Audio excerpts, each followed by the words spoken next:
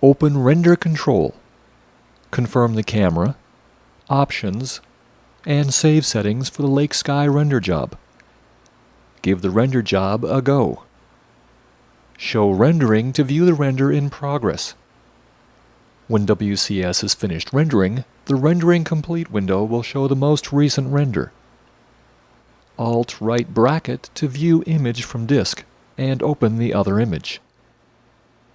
If you have other computers available to help render animations, it's recommended that you take advantage of them. With render times of 10 minutes per frame, you're looking at 75 hours to render a 15-second animation at 30 frames per second and video resolution.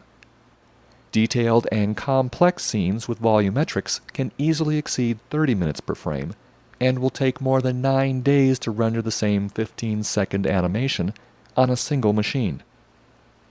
WCS 6 ships with unlimited render engine licenses. When you launch WCS over a network from a computer without a hardware key, it will first warn you that your project master path is invalid.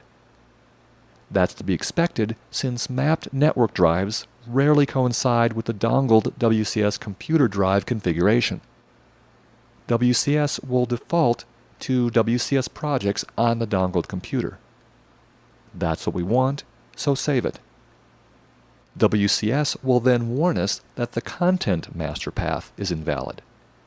The default will fall to the components folder on the dongled computer.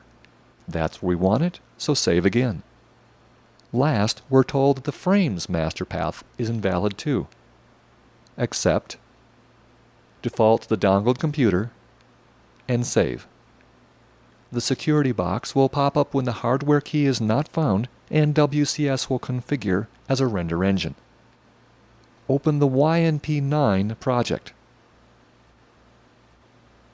If you change the Scene at a Glance to the freeform mode, you'll find that you can't open most of the component editors. Go to the Render Task mode. You can open Render Jobs, Render Options, and Render Control. That allows you to conveniently change and add render jobs and render options from the render engine machine. For server rendering control, WCS 6 has given you an even easier way to control rendering across a network. Superconductor is a new open-source render farm controller for rendering multiple projects from multiple applications on different platforms. That means you can queue up WCS projects in Superconductor on a server, and it will send out frames to rendering computers on the network as they're available.